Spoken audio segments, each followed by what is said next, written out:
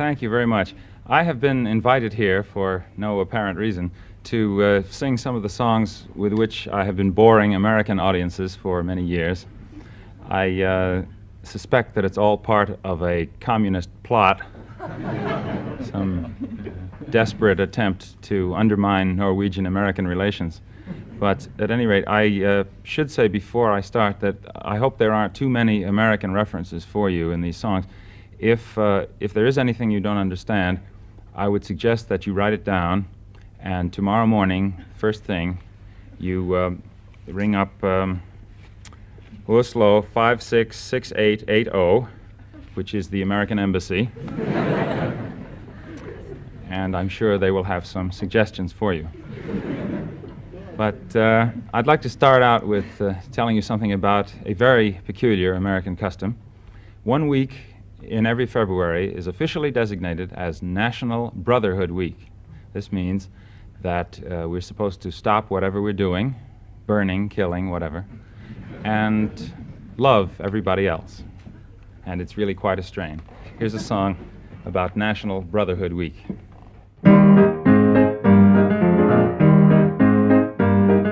The white folks hate the black folks, and the black folks hate the white folks. To hate all but the right folks is an old established rule, but during National Brotherhood Week, National Brotherhood Week, see Cassius Clay and Mrs. Wallace dancing cheek to cheek. It's fun to eulogize the people you despise, as long as you don't let them in your school. Oh, the poor folks hate the rich folks, and the rich folks hate the poor folks. All of my folks hate all of your folks. It's American as apple pie. But during National Brotherhood Week, National Brotherhood Week, New Yorkers love the Puerto Ricans 'cause it's very chic. Step up and shake the hand of someone you can't stand. You can tolerate him if you try. The Protestants hate the Catholics, and the Catholics hate the Protestants, and the Hindus hate the Muslims, and everybody hates the Jews. But during National Brotherhood Week, National Brotherhood Week, it's national everyone smile at one another hood week. Be nice to people who are inferior to you. It's only for a week, so have no fear. Be grateful that it doesn't last all year.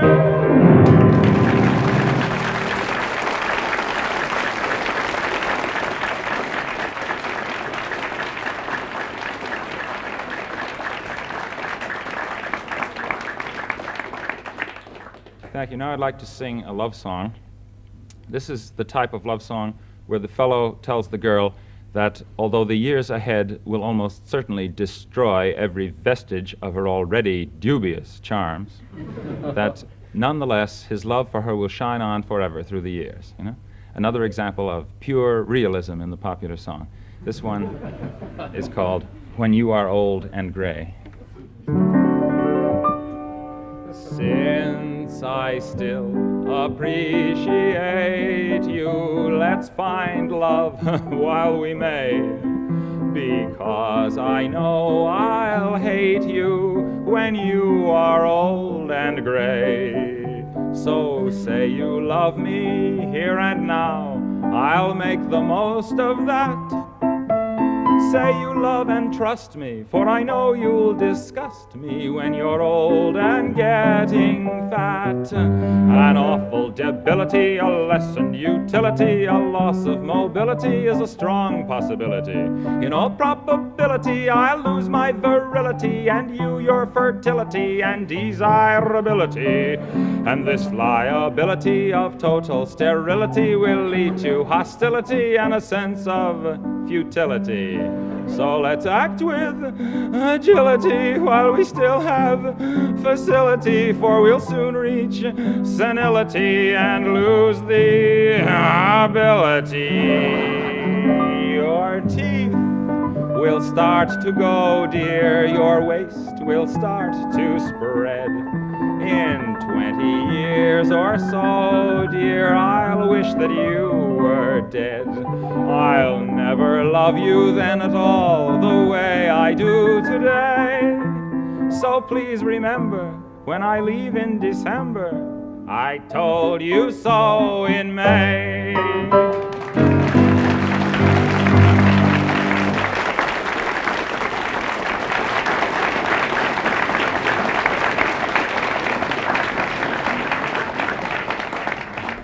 Now, I must confess that when I wrote that song, I was 21 years old, and somehow it doesn't seem so funny anymore.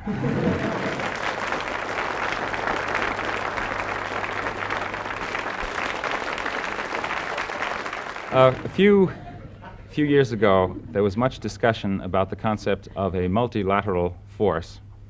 The idea was that the United States would join up with the other free nations, including our current friends, like France, and our traditional friends, like Germany. And we would all join in a nuclear force. The idea of this multilateral force, or MLF as it was called, has been abandoned, but the idea of sharing these weapons has not. So perhaps this song is not so out of date. It is called the MLF Lullaby.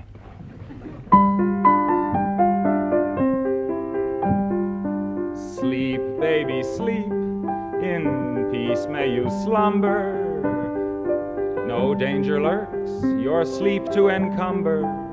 We've got the missiles, peace to determine, and one of the fingers on the button will be German.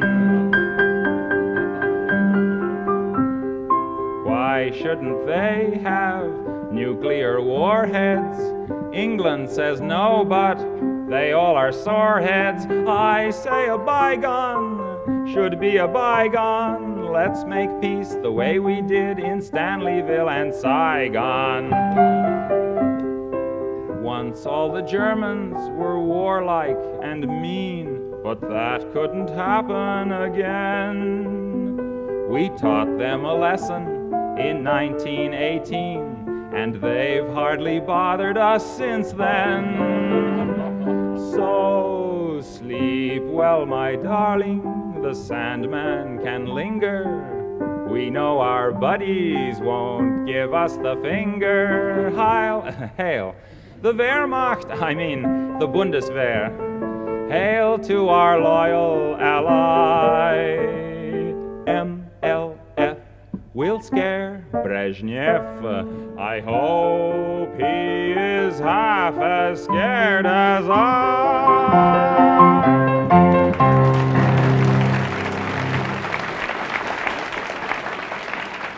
Now I'd like to sing a song about spring and about one of the many delightful pastimes which we enjoy in the United States.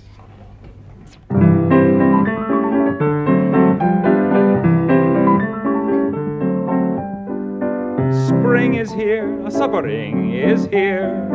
Life is skittles and life is beer. I think the loveliest time of the year is the spring. I do, don't you? Of course you do. But there's one thing that makes spring complete for me, and makes every Sunday a treat for me. All the world seems in tune on a spring afternoon when we're poisoning pigeons in the park. Every Sunday you'll see my sweetheart and me as we poison the pigeons in the park. When they see us coming, the birdies all try and hide, but they still go for peanuts when coated with a cyanide. The sun's shining bright, everything seems all right when we're poisoning pigeons in the park.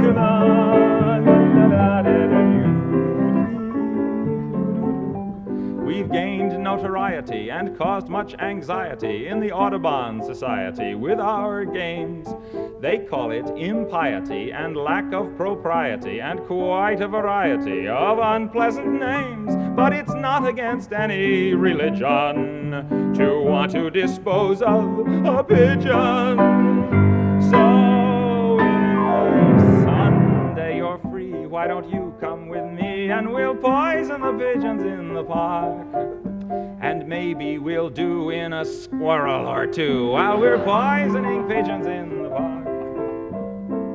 We'll murder them all amid laughter and merriment, except for the few we take home to experiment. My pulse will be quickening with each drop of strychnine we feed to a pigeon. It just takes a smidgen to poison a pigeon in the park.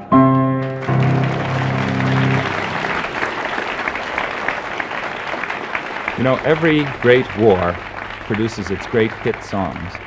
And after each war, we like to gather around the piano or the guitar and play these songs. We enjoy the songs because they remind us of how much we enjoyed the war. Now, World War III is almost upon us, as you know, by popular demand, it seems. And it occurred to me that if any songs are going to come out of World War III, we better start writing them now. So I have one here. This is a song that some of the boys will have sung to their mothers as they will have gone bravely off to World War III. There's one reference in here that I should explain. There is a reference to our leading television news commentators, Chet Huntley and David Brinkley. I feel that this is appropriate because, as you know, World War III will be the first world war to be seen on television. And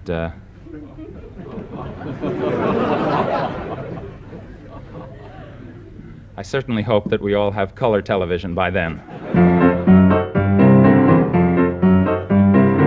So long, Mom, I'm off to drop the bomb, so don't wait up for me. But while you swelter down there in your shelter, you can watch me on your TV.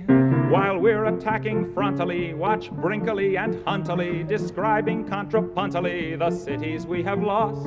No need for you to miss a minute of the agonizing Holocaust. Yeah!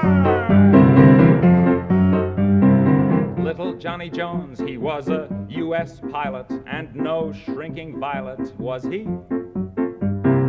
He was mighty proud when World War III was declared. He wasn't scared, no siree. And this is what he said on his way to Armageddon.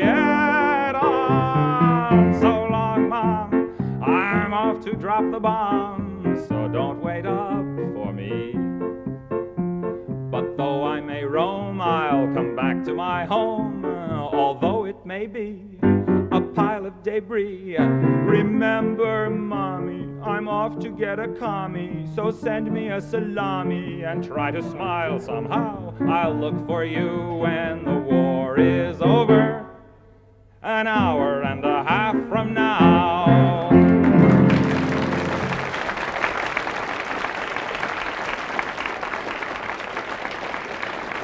There was a time when an American who was about to go overseas would be warned not to drink the water. But now we have such a tremendous water pollution problem in our fjords and an air pollution problem also that if any of you are thinking of coming to the United States, I would suggest that you heed the warning in the following song.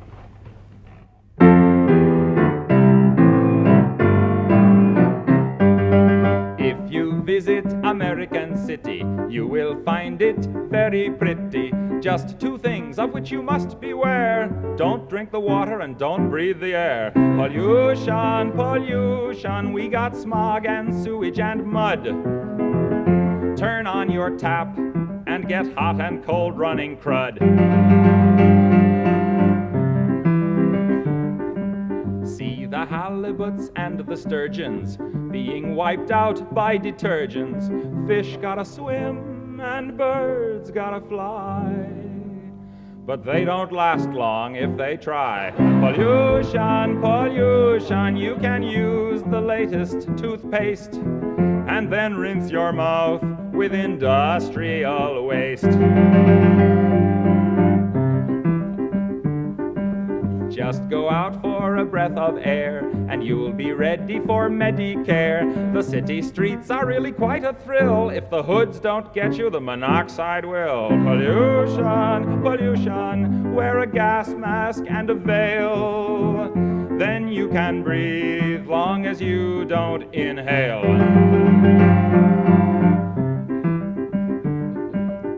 Lots of things there that you can drink, but stay away from the kitchen sink. Throw out your breakfast garbage, and I've got a hunch that the folks downstream will drink it for lunch. So go to the city, see the crazy people there, like lambs to the slaughter. They're drinking the water and breathing the air.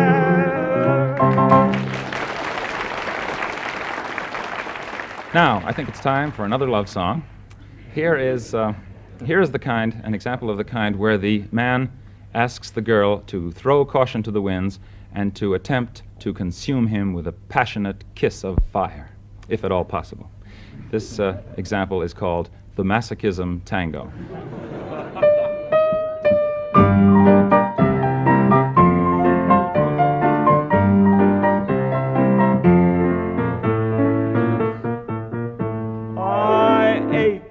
The touch of your lips, dear, but much more for the touch of your whips, dear. You can raise welts like nobody else as we dance to the Masochism Tango. Say our love is a flame, not an ember. Say it's me that you want to dismember. Blacken my eye, set fire to my tie as we dance to the Masochism Tango. At your command, before you here I stand. My heart is in my hand. Yeah. It's here that I must be. My heart entreats. Just hear those savage beats, and go put on your cleats and come and trample me. Your heart is hard as stone or mahogany. That's why I'm in such exquisite agony.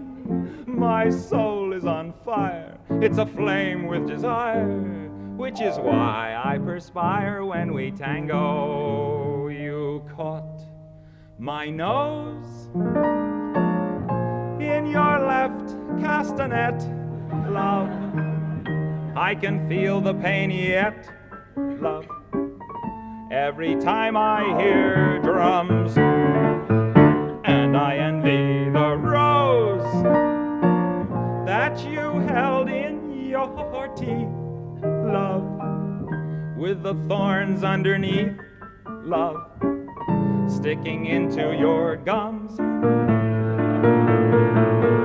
Your eyes cast a spell that bewitches. The last time I needed 20 stitches to sew up the gash you made with your lash as we danced to the Masochism Tango. Bash in my brain and make me scream with pain, then kick me once again and say we'll never part. I know too well I'm underneath your spell, so darling, if you smell something burning, it's my heart. Won't you take your cigarette from its holder and burn your initials in my shoulder, fracture my spine and swear that you're mine as we dance to the Masochism Tango.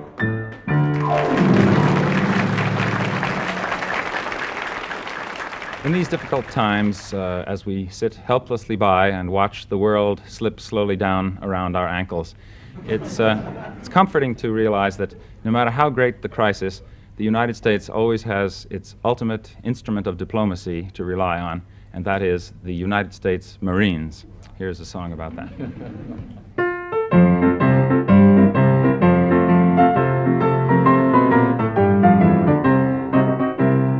Someone makes a move of which we don't approve. Who is it that always intervenes? UN and OAS, they have their place, I guess. But first, send the Marines. We'll send them all we've got. John Wayne and Randolph Scott. Remember those exciting fighting scenes? To the shores of Tripoli, but not to Mississippi. What do? We send the Marines. For might makes right, Until they've seen the light, they've got to be protected, all their rights respected, till somebody we like can be elected. Members of the Corps all hate the thought of war. They'd rather kill them off by peaceful means. Stop calling it aggression. Ooh, we hate that expression. We only want the world to know that we support the status quo. They love us everywhere we go. So when in doubt, send the Marines.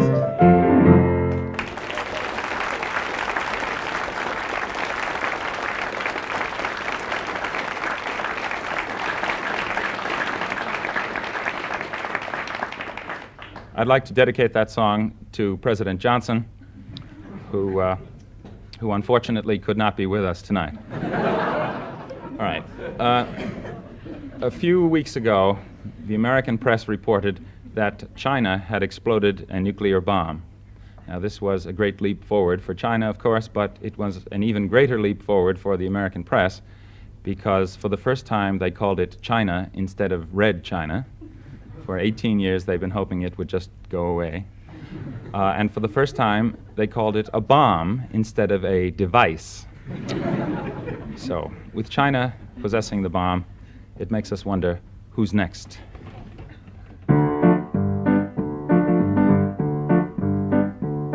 First we got the bomb, and that was good, 'cause we love peace and motherhood. Then Russia got the bomb, but that's okay, 'cause the balance of power's maintained that way. Who's next?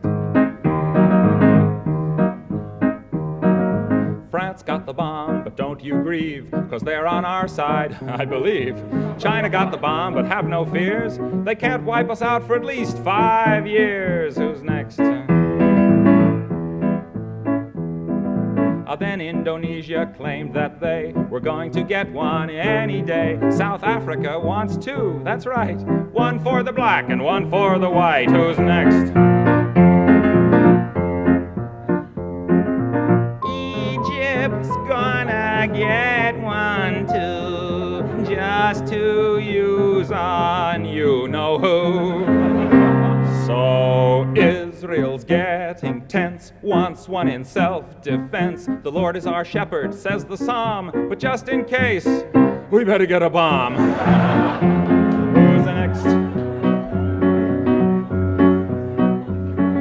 Luxembourg is next to go, and who knows, maybe Monaco. We'll try to stay serene and calm when Alabama gets the bomb. Who's next? Who's next? Who's next? Who's next?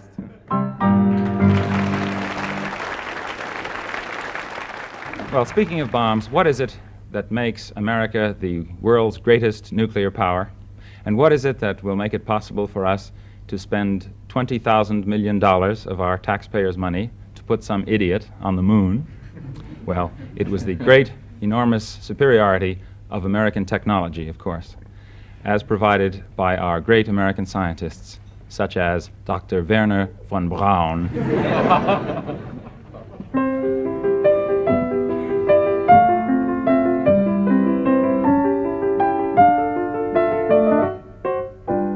Gather round while I sing you of Wernher von Braun, a man whose allegiance is ruled by expedience. Call him a Nazi, he won't even frown. Nazi schmazi, says Wernher von Braun. Don't say that he's hypocritical, say rather that he's apolitical. Once the rockets are up, who cares where they come down? That's not my department, says Wernher von Braun. Some have harsh words for this man of renown, but some think our attitude should be one of gratitude, like the widows and cripples in old London town, who owe their large pensions to Wernher von Braun. You too may be a big hero once you've learned to count backwards to 0. In German or English, I know how to count down. And I'm learning Chinese, says Wernher von Braun.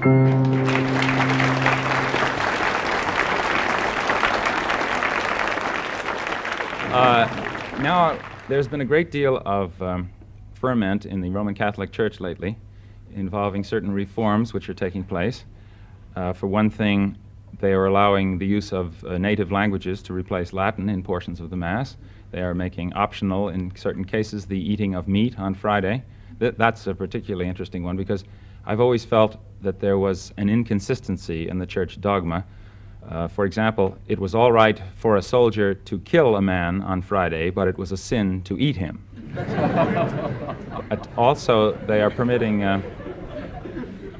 the use of secular music in portions of the liturgy. I thought it would be a nice idea to redo some of the liturgical music in popular song forms. I have chosen the ragtime form, and this one is called the Vatican Rag.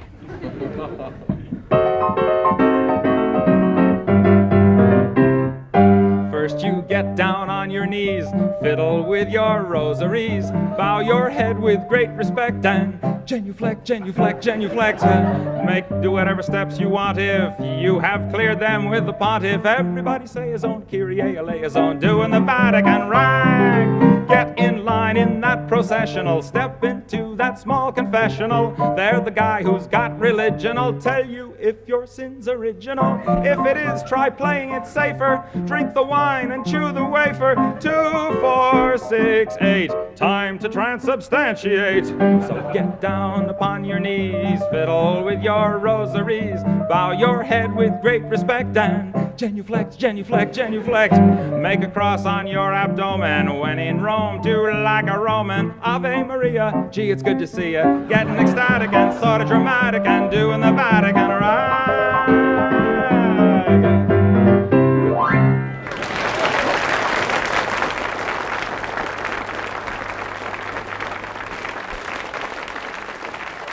I always like to end on a positive note, so here is a rousing, uplifting song which is guaranteed to cheer you up.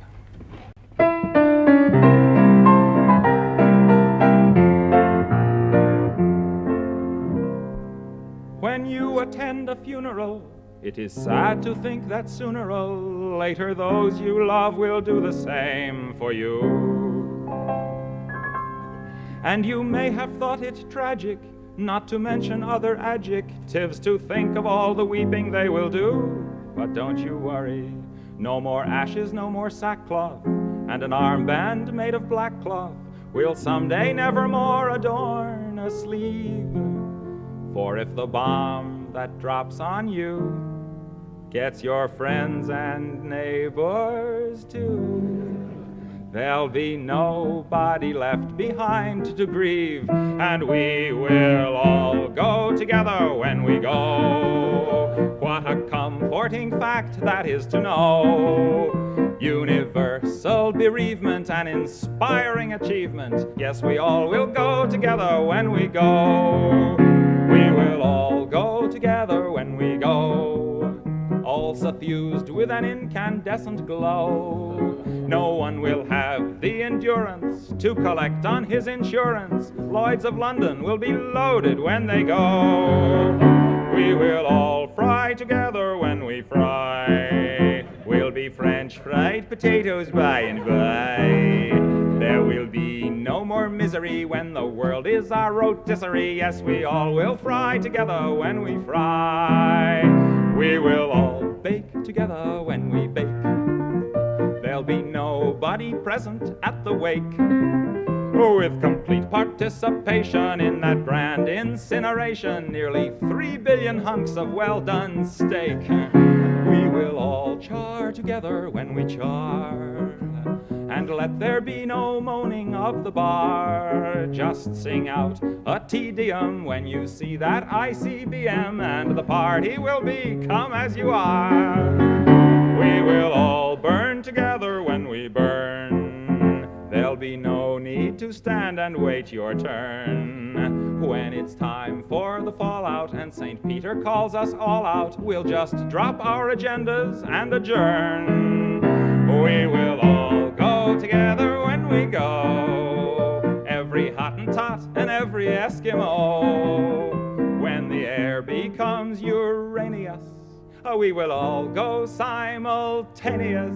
Yes, we all will go together when we all go together. Yes, we all will go together when we go.